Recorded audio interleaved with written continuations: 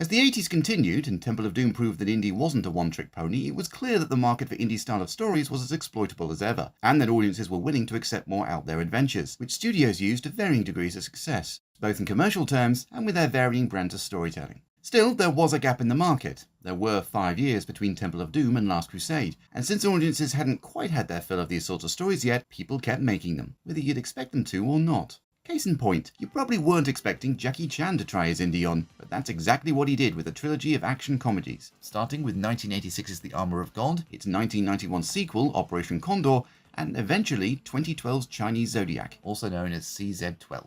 As well as starring in this trilogy of films, Chan also wrote and directed them, which is usually a bad sign when it comes to movies you've probably not heard of. See people like Neil Breen. But Chan gets away with it because, like many high-profile actors turned directors, his various experiences on film sets in front of the camera translated pretty well to a behind-the-camera role. Oh, and he's Jackie Chan. You want to say no to him? When it comes to this series of films in particular though, their Western releases are a tad confusing. The first movie wasn't shown in cinemas, but the second one was, having dropped the Armor of God sequel status. After that proved to be a minor hit, the original film was released on DVD as a prequel, renamed to Operation Condor 2, The Armor of the Gods, which isn't confusing at all. We're going to tackle them in their intended order, even if they're basically unconnected aside from Chan and a few minor supporting characters. Still, he made Armor of God first, so let's start there. Chan plays Jackie Chan, I did say they were action comedies, right? A former pop star turned treasure hunter now known as the Asian Hawk, who has to help his former bandmates after one of them is kidnapped in a surprisingly violent raid. The method of saving them involves retrieving the titular Armor of God, which an evil religious cult wants to destroy for power or something. Look, the plot's mostly a series of random events. It's all an excuse to have Chan do a bunch of silly gags and fun stunts, which is what he's known for and is what he manages to deliver in droves. Unlike most vanity projects, Chan actually has the skills needed for a project like this to work as intended, so it's all very fast-paced and light-hearted, and the end result is a film that's honestly just kind of amazing in its goofiness. It may not be the greatest thing in the world, but you'll be having too much fun to really care, and with these types of films, as I'm sure I said before, I'll take a fun movie over an overly serious one any day of the week. If I wanted to be critical, I'd say the overly frenetic editing makes the film feel a tad disjointed, and there's actually not a huge ton of action scenes. The film opens with a great one, actually the one where Chan suffered his most potentially fatal injury in real life, which they actually show during the credits. But there isn't another after that for a good 25 minutes. It is, admittedly, a good one, but after that, they remain quite sporadic until the prolonged fight sequence at the end of the film, so the movie's not as full of action as you might expect. Still, if you go into this in the right mindset, you'll probably enjoy this quite a bit. Chan's energy is infectious, and it's hard to hold the little things this film gets wrong against it. Plus, it's only around 90 minutes, that automatically makes it a much more palatable watch than some others in this list. Give it a go, you'll probably have a good time. Unlike Chan. Seriously, he fractured his skull for this film. You can't say the man doesn't suffer for his art. Thankfully, no such injuries occurred on the set of Operation Condor, though he did dislocate his sternum during one stunt. Frankly, that's small potatoes in comparison. It's also the only thing that's smaller in scope. Operation Condor is a much more ambitious movie, with a larger budget than the first film, the most expensive Hong Kong film ever made at the time, according to Chan himself, and a grander adventure that's more similar to an indie-style quest than Armor of God. This time round, Chan's roped into hunting for lost Nazi gold. Been a while since we've seen that plot point in one of these, but the twist is that instead of being in the jungle, this time it's in an old Nazi base located in the Sahara. He's joined by 2 women, followed by 2 bumbling men who also want the gold, and chased by a variety of armed thugs who cause all sorts of problems. As you'd expect, the action's the real highlight of the film, and when it arrives, it's every bit as entertaining as the first movie. Chan's as likeable as ever, and while his 2 female co-leads don't match his fighting skills, the film still manages to utilise them well enough in the fight scenes. In all honesty though, this is basically just more of the same, just bigger and with the drugged kidnap victim subplot of the original film replaced with one where the 2 women are kidnapped and almost sold off as slaves. Which, as you'd expect, is all done very tastefully. It's over pretty quickly though, as much of the film. The pacing is as frantic as the first, and again, that's a pretty big strength. You're never bored with a Jackie Chan film like this, especially once you get to the ending in the Nazi base and things really feel like a kung fu take on Indiana Jones. Downsides? Well, they're kind of the same as the first. The editing can be a little too fast-paced, meaning events don't have a chance to really sink in before you're moving on to something else. And there's a little too much female nudity. I wouldn't normally complain about that, given the women are very attractive, but it's usually done in service of the comedy, so it ends up being more degrading than erotic. I mean, the actresses must have been willing to do it, but you know what I mean. It's the ripping someone's towel off sort, which is always just kind of awkward. I'm probably going on too much about that, but really, I don't have much else to say about Operation Condor. It really is just more of the same, so if you enjoyed the original film, you'll enjoy this one as well. It's well shot, it's well acted, and aside from a few moments of awkwardness, it's just a fun film all around. There's a reason Chan's done this for so long. He's kind of good at it. Finally, there's 2012's Chinese Zodiac, which marks a huge change for the franchise, and not just because it's been 20 years since the previous movie and filmmaking techniques have changed dramatically in those 2 decades. It's also a lot more focused on historical atrocities and the reparation of relics plundered from other cultures, along with counterfeiting, greed, and corruption, which are clearly rather loaded issues that most indie likes tend to gloss over, so it's odd that Chan chooses to focus on them, much less blend them with his old-style slapstick humour. Plot-wise, the MP Corporation hires Chan to track down several bronze statues shaped like the animals from the Zodiac, so that they can sell them at auction for massive profits. You might have thought that last bit would be revealed as a twist halfway through the film or something, but nope, MP are established as being almost cartoonishly greedy right out of the gate, so the fact that they're tricking Chan has absolutely no dramatic weight. I guess they were afraid we might not get the message if they didn't hammer it home with all the subtlety of a sledgehammer to the sternum. Those messages feel like the reason the whole movie was made, rather than because Chan wanted to have fun with another of those indie-like films he used to do, ideally without injuring himself this time, which totally happened anyway. And it kind of shows, because the plot veers all over the place in service of the morals they're trying to get across. Their hearts are in the right place, but as a result of this messaging, it becomes the weakest movie of the 3, despite how incredibly slick it is. In fact, it's also partially because it feels so slick. Unlike the first 2 films, where Chan almost feels like he was flying by the seat of his pants, this time around he's got a team and electronic gizmos, and it all feels completely different. He had fun tricks in the previous films, but they all felt pretty basic, the sort you or I could probably pull off if we tried. But this one goes with full James Bond style gizmos, and I'm not sure I like it quite as much as a result. All of that makes it sound like this is a bad film, doesn't it? It's really not. It's still got the same fast pace as the earlier films, and the modern slickness means that it doesn't have the uneven tone that they suffered from. At least until the end, which has a volcano dive randomly happen. Aside from that though, it is still fun, charming, and a good old globe-trotting indie-style romp. It's just that being more modern, it's a different type of romp. And with all the focus on how bad it is to be treasure hunting, I think the earlier, more basic, rough around the edges duology are more fun. But hey, that's enough modern Hong Kong filmmaking. Let's get back to 1986 now with a good old-fashioned American movie, mostly filmed in Spain, called Eliminators. Not to be confused with the 2016 Eliminators starring Scott Adkins as an ex-federal agent with a daughter. And that's literally all I need to tell you because it's exactly what you're imagining. It's generic direct-to-DVD style nonsense and not even remotely for this video. No, the Eliminators we want is brought to us by Charles Band. Again, if you know that name, I won't have to say any more because you've already got a mental image of the kind of glorious 80s nonsense in store. If you don't know Charles Band, you're in for a treat that can be best summed up with a quote from the actual movie. What is this anyway? Some kind of goddamn comic book? We got robots, we got cavemen, we got kung fu. Calling Eliminators an indie ripoff is a little unfair, primarily because it's actually ripping off everything, and it only really settles on feeling like an indie-style adventure about a third of the way through the film, with its ragtag group of oddballs banding together to go on an adventure through Mexico, for reasons that are far too stupid for me to spoil by summarizing them. That's not to say the first part isn't entertaining though, because it absolutely is. Hell, in the first 10 minutes we have a pilot being rescued from near death, converted into a man-droid and used as a guinea pig for a time travel machine, only to rebel and escape on board his mobile unit when he learns the mad scientist who created him has no further use for him and plans to disassemble him. Again, that all happens in the first 10 minutes of the movie. If that sentence wasn't enough to convey it, this is basically every single idea the filmmakers had thrown into a single film. And it's utterly glorious. To the point where, much like Ice Pirates, I don't want to spoil it. It is much better made than Ice Pirates, but that's largely down to the setting. This is earthbound and spends a large chunk of its runtime in jungles and rivers, but it's got innovative set pieces, fun characters, and Denise Crosby in a wet t-shirt. I'm not even kidding, half the fun of this film is watching it unfold and marveling at the weird turns it takes. Summarizing it wouldn't do it justice. You need to watch this to get the full experience. If you're a fan of goofy 80s movies, this is an absolute blast from start to finish. Boy howdy, what a finish it is. If you want strong characterization and logical plotting, it was the 80s. You'd be lucky to get one of those, let alone both. But neither are here, and frankly, I wouldn't have it any other way.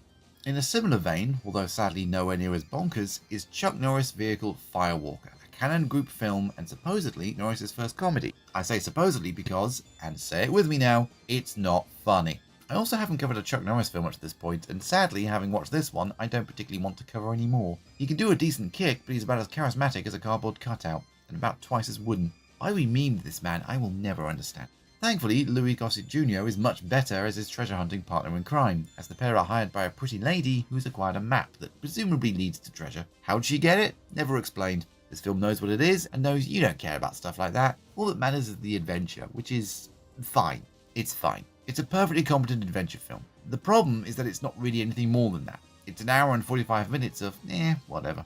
I'm not saying that to be mean. There really is nothing inherently wrong with this film. It's competently put together, the action scenes are typical for the time, and the adventure as a whole goes through all the typical beats you'd expect. But it's one of those films where you can watch it in the morning, and by mid-afternoon you'll have forgotten pretty much everything that happened in it, aside from brief thoughts like Melody Anderson is really pretty. That's a weird accent John Rhys Davies is going for. A man's gotta have a goal in life, don't he? I aim to give these people leadership. Or, I'm sure I've seen that Native American actor somewhere else. You have, it's Will Sampson, aka Chief Bromden in One Flew Over the Cuckoo's Nest. Again, this film isn't bad. It's a perfectly fine little movie. The big problem is that I'm running out of things to say about these 6 out of 10 films. I could repeat how Chuck Norris is a bad actor and can't sell the big emotional moments. I could point out how the woman is psychic, a plot point that's barely mentioned or utilised. I could say that, much like Dial of Destiny, John Rhys Davies' role is basically a cameo. Really, all I can say is very nitpicky things, and they aren't what you want to hear. You want to know if it's good or not, and the best I can come up with is that this is the cinematic equivalent of McDonald's. It's cheap, and it fills a hole, it's not exactly the best meal of your life, and you can quite happily survive never eating it again. Fortunately, I actually have quite a bit to say about Future Hunters, starting with the fact that it's the film debut of one Robert Patrick, a fact that's going to be quite amusing once I actually start describing the plot of the film. To wit, after a devastating war that has reduced humanity to the brink of extinction, one man must travel back in time to prevent the Holocaust that is about to... It's the Terminator. The actual movie itself may just use it as a jumping off point, since it's a magical spear that sends the human back in time here, but it's clear that Future Hunters is at least partially ripping off James Cameron's seminal classic, some 5 years before Patrick would appear in its sequel. You didn't mishear me when I mentioned magic. The opening of Future Hunters is about one man in the post-apocalypse trying to find the Spear of Longinus, which is the spear that stabbed Jesus while he was being crucified. I believe that's what Indy's actually supposed to be trying to find at the beginning of Dial of Destiny, so that's a fun link. As you'd expect, this opening isn't anything like your typical indie-like. In fact, it feels more like a Mad Max ripoff, which is also a fun coincidence because that sole good guy in the future is Richard Norton, who was the Prime Imperator in Mad Max Fury Road. This film is just Connections the movie.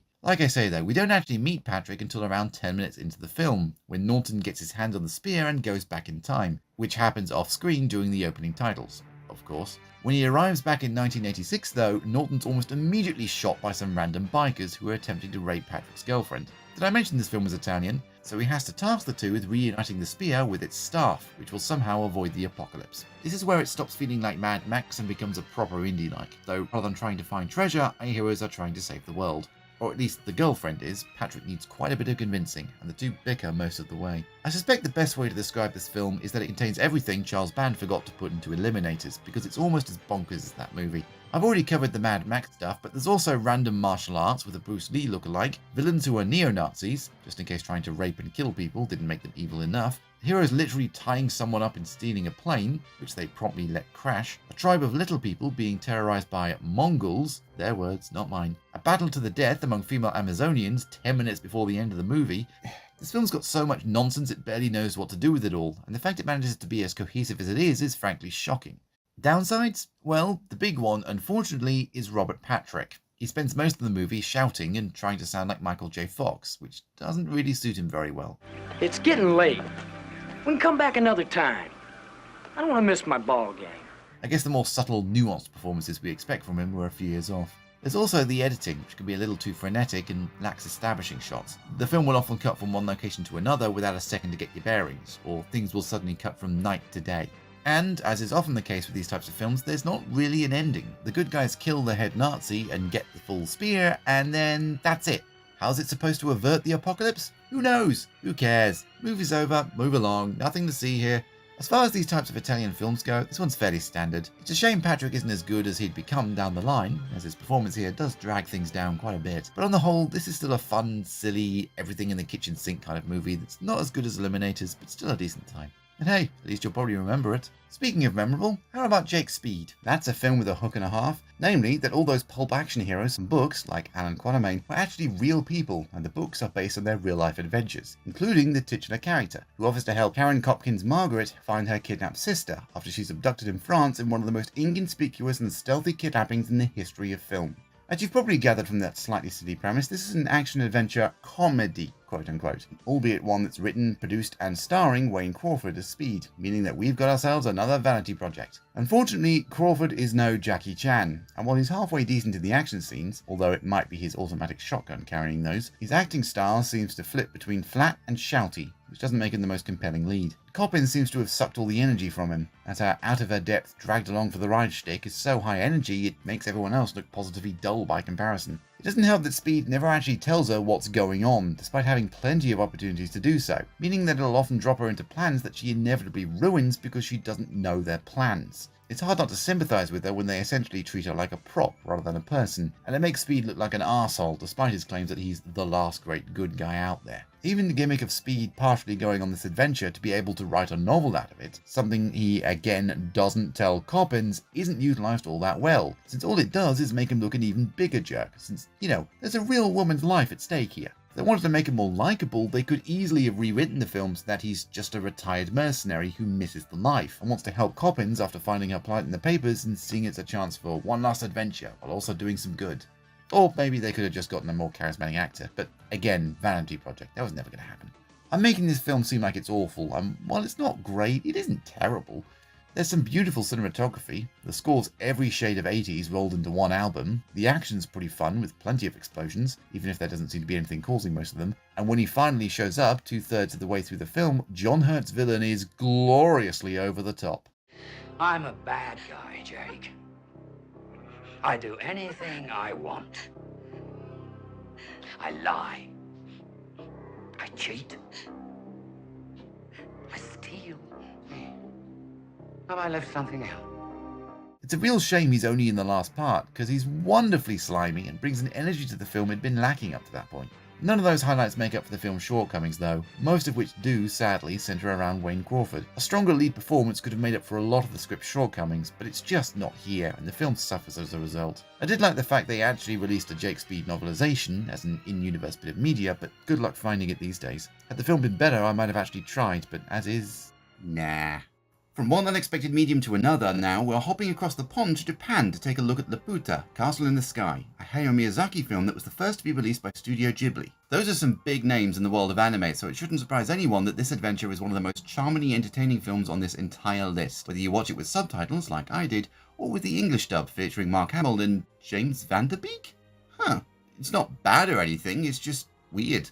Inspired by a section from Gulliver's Travels, to the point it's even noted in the film itself, the titular land of Laputa is the primary goal of the film, being an ancient land in the sky that houses powers and treasure that several parties are interested in. Key to everything is Sheeta, a descendant of the people who used to live in Laputa, along with the crystal she wears that contains but a fraction of those powers, and she teams up with a fellow orphan, Pazu, to try and stop those who would use the island for less than savoury reasons. As I said, this is an incredibly charming film, with the kids being surprisingly likeable from the off. Sheeta's a tad on the innocent side, but that just makes you, and by extension all the adults in the film, want to protect her from the bad guys who are after her. While Pazu's a kid who's had to grow up a little too early to survive in this kinda harsh world, but he still retains that youthful energy kids tend to have, and his enthusiasm for things is pretty infectious, so it's no wonder Sheeta, and the audience, takes a liking to him. In short, you're more than happy to go on an adventure with these two spirited heroes through this frankly fascinating world. That's another positive of this film. It's really quite pretty. The world these characters live in has an early 21st century, almost steampunkish feel to it, and the animation really sells the setting. It's just beautiful to look at, and when the action scenes get going, yeah, it's a little dated, but it's still more than enough, and it doesn't feel the need to distract you with stuff happening every 30 seconds like most modern anime. Why would it? It's got Dr. Robotnik for that. A whole 5 years before Sonic the Hedgehog, no less, which... I know they couldn't possibly have predicted that when they were making the film, but yeah, that's Eggman, clear as day. Try and unsee it. I dare you.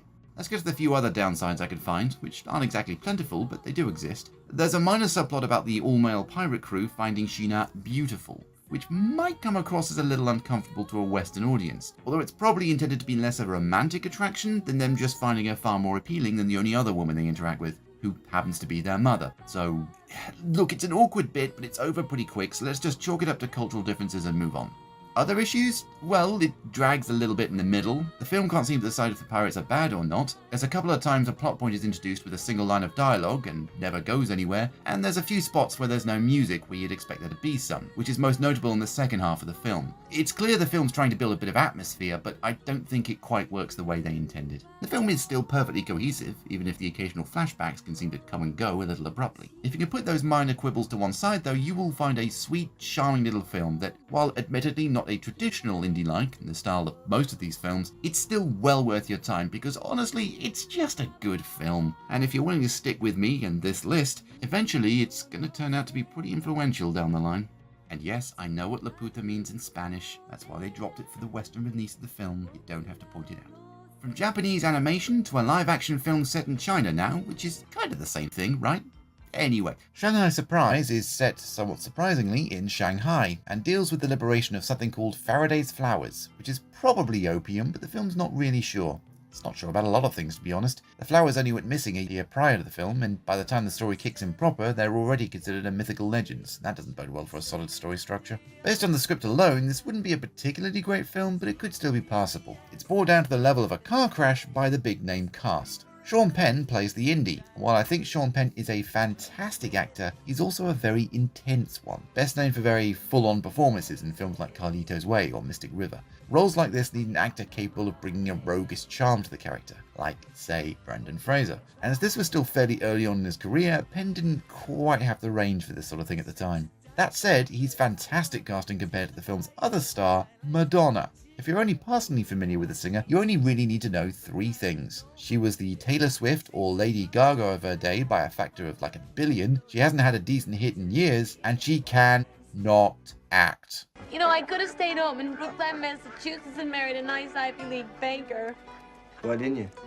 Well, for the whole country standing in a bread line, and I just wanted to do something useful. Shanghai Surprise was her first attempt to play the leading role in a film, and given her performance here, it frankly should have been her last. But sadly for all of us, she kept trying, only finally giving up after the disaster has swept away. Still, kept the Razzies occupied, I guess. The fact she's attempting to play an uptight 1930s era missionary here who wants Faraday's flowers, if they are in fact opium, to help ease people's suffering caused by World War I, would be a stretch in and of itself, given her, let's say, extraordinarily limited acting range. But this is the woman who, a few years later, would release a book that was literally called Sex, and was full of naked pictures of her. So that becomes even more hilarious in hindsight. If you're somehow able to put that out of your mind while watching this, you'll find the film itself is relatively well made, moves along at a fairly brisk pace, and there's almost always something happening. It's just that that something is usually something stupid, pointless, or baffling, and combined with the wildly miscast leads, the end result is an absolutely fascinating train wreck. This is one of those films that loops around to being so bad it's good, and I couldn't tear my eyes away from the screen in utter bewilderment at the nonsense that was taking place. Things like a rickshaw chase where running on foot would probably have been faster, Sean Penn having to sleep with a Chinese woman for information. Oh, what a sacrifice. A villain with porcelain hands that looks absolutely ridiculous, and the titular Shanghai Surprise. which turns out to be a belt with a bomb in it, which the bad guy falls for. Twice. This is the kind of film that has Madonna try to seduce Penn to obligate him to keep helping her look for the flowers, which has never been how that works, so I don't see the logic there. Plus, it's the day after he's had the most incredible sex of his life, and been tortured by the police, so you'd think he'd be in no condition for any more humpy-pumpy, but it works. That's the level of dumb this film was working on, and it's such a glorious disaster that if you're a fan of bad movies, you'll almost certainly love it. If you want competence, you will not find it here. More strangeness now, but it's a much more straightforward type. Aliens. They're the source of Sky Pirate's MacGuffins, which take the form of 3 pieces of a tablet that, when united, give access to unlimited power. Master pilot Dakota Harris is hired during World War II to fly one of these pieces to the US, but the piece causes his plane to go haywire and crash near Easter Island. Once he and the few survivors make their way home, Dakota is promptly sentenced to military jail because one of his fellow survivors, Major Savage, hates him and has basically stitched him up. Determined to figure out what's going on, Dakota escapes and teams up with the daughter of the man researching the tablet, and together they have to figure out how to stop Savage and whoever he's working with. Spoilers, it's a random nobody. Made in Australia, boy is that obvious given everyone's heavy accents, this is a weird little film that kind of bounces all over the place. I'm not entirely certain what to make of it, to be honest, because it's such an oddity. I don't dislike it or anything, but beyond that, I'm kind of struggling to wrap my head around this. I think part of the problem is that we're never told what it is exactly that the tablet pieces do. Reunited, they may grant power, but on their own, they seem to cause electronics to go haywire. Sometimes they give visions of long-lost ships. Sometimes they cause storms to appear. They're clearly more trouble than they're worth, so why anyone would want to risk dying to reunite all 3 is beyond me. The fact that this is how the villain dies just proves my point. Speaking of, there's also the ending, which is underwhelming, I think is the term. We go through this big adventure only to find out that the heroes never needed to do anything. Once the bad guy puts his hands on the actual pieces of tablet, he's basically done for, which doesn't really make for the most satisfying of conclusions. If I'm looking for positives, I'd probably list the action scenes as one. They're well staged, if not always well shot. The car chase, for example, is actually shot on a road while they're driving, but because the camera doesn't really pan down to show you that, then you might think it's all done on a soundstage or something. On the plus side, the plane scenes are much better done and do actually look impressive. The rest of the cam work is also fairly decent, so I guess the thing with the car chase was just a weird anomaly. Additionally, the soundtrack is also pretty good, though you'll get rather sick of the theme by the end of the film because they seem to blast it at us whenever Dakota's on screen. And while the general series of events can seem a little random, it's still kind of a fun romp overall. Like I say, I didn't dislike this. While it's nothing amazing, it's certainly nowhere near as bad a film as some of the others on this list. It definitely kept my attention, if nothing else, but befitting this relatively low budget, it ends up feeling like a really well-made episode of an 80s TV show. If someone told me this was the pilot for a Sky Pirates TV show that just didn't get picked up, I wouldn't have been at all surprised. It has that kind of scrappy, we're making a movie kind of feel, and I certainly can't hate anything that has its heart in the right place. From the sunny shores of Aussieland, we head to sunny LA with The Golden Child. You might have heard of this one since it stars Eddie Murphy as an LA-based social worker specializing in finding missing children. That's what randomly gets him declared the chosen one by the followers of the titular child, a powerful Tibetan mystic who's been kidnapped by a villainous Charles Dance. I'm straight up going to admit the biggest problem with this film, and that's its tone. It feels like a fairly straightforward action-adventure that they've just dropped a fresh from Beverly Hills Cop Murphy into, and his constant quips and one-liners clash wildly with the story being told. A good example is him joking about with the female lead, only for the film to hard cut to a dead child. That's an extreme case, but there's plenty of other smaller cases of tonal whiplash throughout the film, and it feels very uneven as a result. Murphy's character is right to be skeptical of all the mystical elements this film has. It'd be a lot for someone outside of that world to accept, especially with their info-dumping ways, but the near constant quipping he does feels very out of place. It's clear this film wasn't written with him in mind. Apparently Mel Gibson was the first choice, and that it was meant to be played much straighter than Murphy's taking it. It's immensely frustrating because had Murphy not been quipping quite so much throughout the film, it would have helped immensely, because if you take those parts out, there's actually quite a lot to enjoy about this. The overall story is fairly simple, but it's entertaining and shot pretty well, even if a lot of it does feel like it was shot on sets. They actually did film in Nepal, but you'd be hard pressed to actually notice. Also slightly off is the score. John Barry provided one,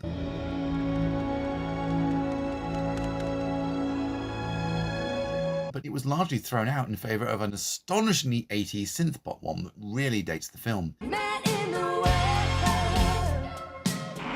unlike the effects, it's not dated in a charming way. On the whole, this is a perfectly fine little film, though it's an indie light rather than an indie like, and the shift from action-adventure to action comedy did it no favours. I could easily see this getting a modern remake with a more balanced tone and some of the plot holes filled in to make for a more solid all-round experience. As it is though, this is fine. Though if you can't get on board with Murphy, you might want to try the same year's Big Trouble in Little China, a significantly better version of this sort of story. Also, I only know Murphy's a social worker in this because the back of the Blu-ray says so. The film never actually points that out. Nor does it explain why a social worker gets to join police on crime scenes, but yeah. Moving away from Hollywood again, The Kiss of the Cobra, much like Robbers at the Sacred Mountain, is a film that's surprisingly difficult to track down these days, though that's mostly because every time you try to find it, you'll end up either with the Stallone film Cobra, also from 1986, or a Korean film called Kiss of the Cobra from 2020, or maybe even the music video to Kiss of the Cobra King by Powerwolf, which is a great rock anthem, but not quite what I'm after.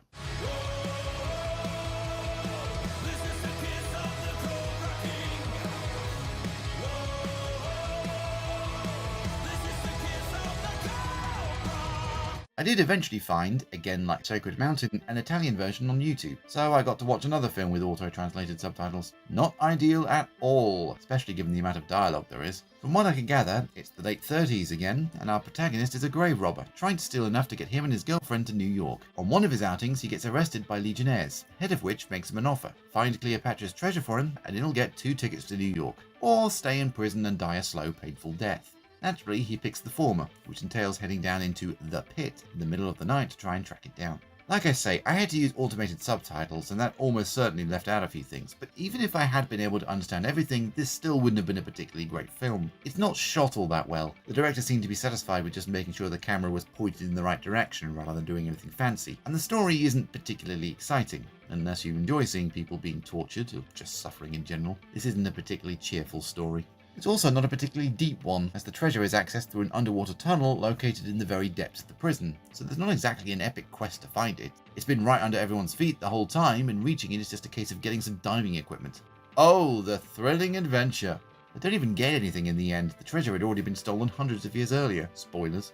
In case it's not clear, I didn't think this was a particularly good film. The story being told isn't all that interesting, nor is the way it's shot. The score is repetitive, the acting's pretty generic, and the whole thing is a very typical low-budget Italian rip-off. The only thing it's got in common with Indy is the hunt for a treasure, but apart from that, I found the whole thing distinctly underwhelming and not worth the time and effort to track down. Fortunately, the magic crystal is worth tracking down, for a variety of reasons. It's from the future director of City Hunter, one of the greatest films to ever come out of Hong Kong, and stars Richard Norton, who we recently saw briefly in Future Hunters, and Cynthia Rothrock, a martial artist turned actress who started her film career in a bunch of Hong Kong films. Did I mention this film was from Hong Kong? I don't think I've said Hong Kong enough. Anyway, this one is about a man called Andy, who doesn't look even remotely like an Andy, but that's Hong Kong for you, who travels to Greece to find his archaeologist friend, who's found some gems, and probably comes under investigation from both Interpol and the KGB. Making his way back to Hong Kong, because I still haven't said Hong Kong enough, Andy, or rather his nephew, discovers the jewels are actually an alien life form, because this isn't just a Hong Kong Indiana Jones ripoff, it's also a Hong Kong E.T. ripoff as well. Surprise! If you've seen City Hunter, you'll know this film is going to be 17 shades of bonkers. If you haven't seen City Hunters, I highly recommend it. It's a fantastic Die Hard knockoff where Jackie Chan dresses up as characters from Street Fighter, including Chun-Li. Hong Kong is weird. As for Magic Crystal, it's not quite as bananas as the director's later work, but it's still pretty absurd. And being a Hong Kong martial arts film above all else means it's got some great fight scenes. Maybe not quite as impressive as Jackie Chan's, but there's a greater variety and they happen more frequently, so I call that a fair trade-off. If I had to criticise one aspect of the film, it's the fact that it does in fact turn into more of a family-friendly film in the middle once the alien reveals itself to the nephew. That's a not insignificant amount of time dedicated to some pretty silly stuff that feels a tad out of place. Not that the film wasn't a bit wacky before, but it wasn't someone getting their hands and feet switched around silly, or using the alien to take revenge on a bully silly.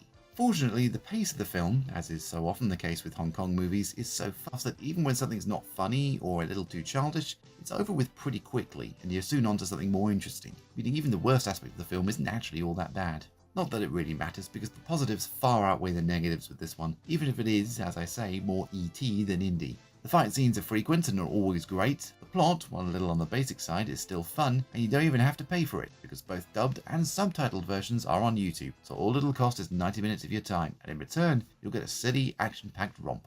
God bless Hong Kong. Well, Hong Kong is fun to say, but so is Kilimanjaro. Oh, shut up. You try coming up with original links for these. And since the last film with Kilimanjaro in the title didn't seem to actually go to Kilimanjaro, let's see if we can rectify that with the mines of Kilimanjaro, which is a source of diamonds that the Nazis are using to fund their armament program prior to World War II.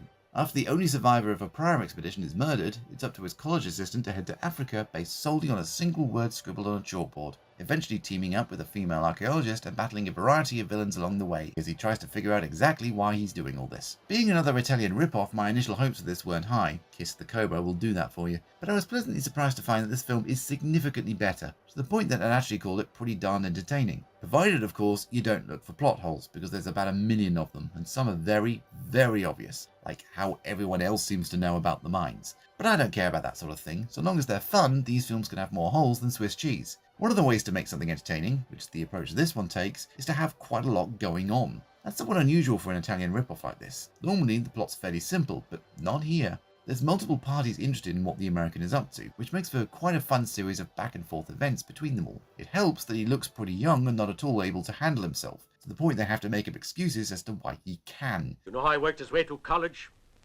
As a stevedore, unloading ships. Ah, so. Most protagonists in this sort of story would at least have some fashionable stubble. Not this guy. He looks like an overeager Boy Scout, so it's just funny he's also supposed to be the main action star. Sadly, the action, when it does occur, isn't all that impressive. It's often filmed too close up to make out what's happening, and it's usually over far too quickly. It also has a habit of cutting too quickly to the next scene, so the music, in the height of an action beat, will suddenly cut out, which is very jarring. Finally, while the plot is entertaining, it has the general feel of being made up as they went along, with things just sort of happening at seemingly random.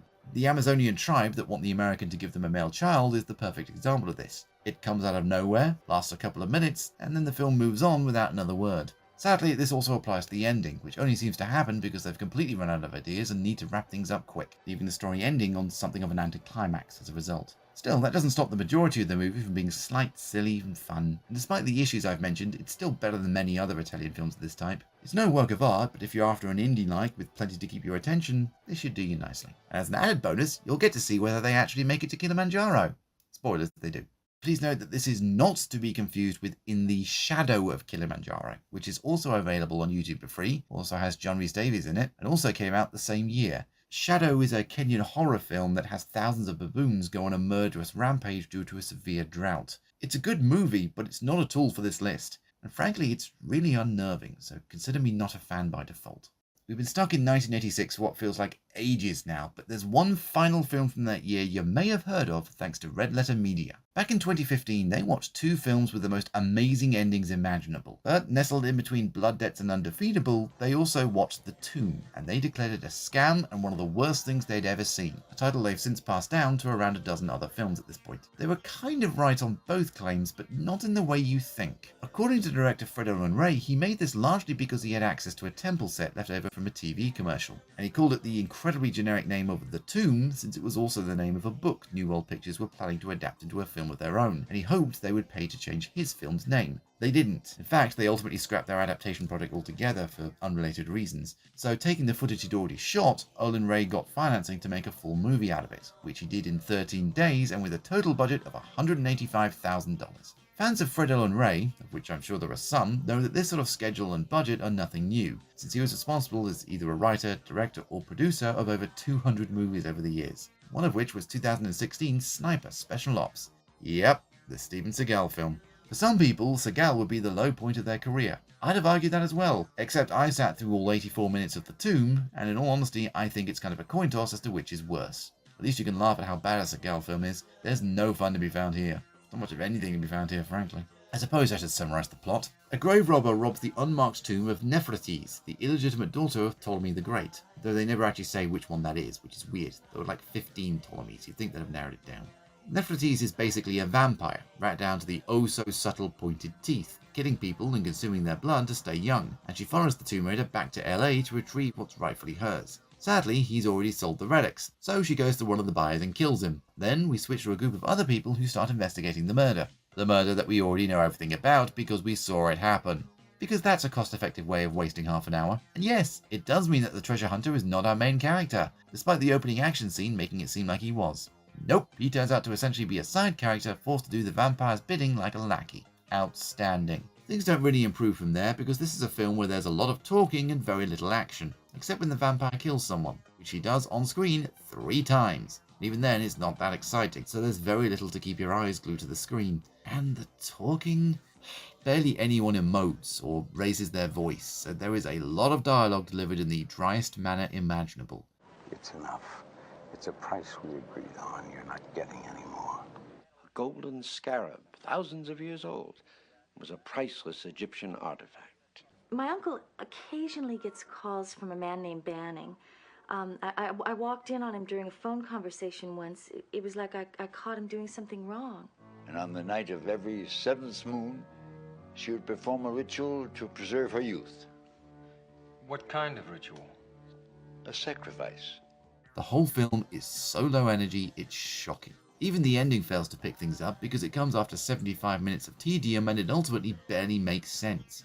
The vampire is supposed to full-on sacrifice a woman every so often to maintain her youth, despite her also draining blood. But it turns out all the woman needed to do was have someone take on the amulet she's wearing to cause the vampire to immediately age to death. Instead of, I don't know, just spitballing here, but maybe have the heroes delay the ceremony until dawn breaks, meaning the ritual takes place too late to work, and that ages the vampire to death? You know, because sunlight and vampires don't tend to mix. Even if she's not technically a vampire, the visual cue would be enough for your audience to understand roughly what's happening. She bursts into flames for heaven's sake, it would have worked great.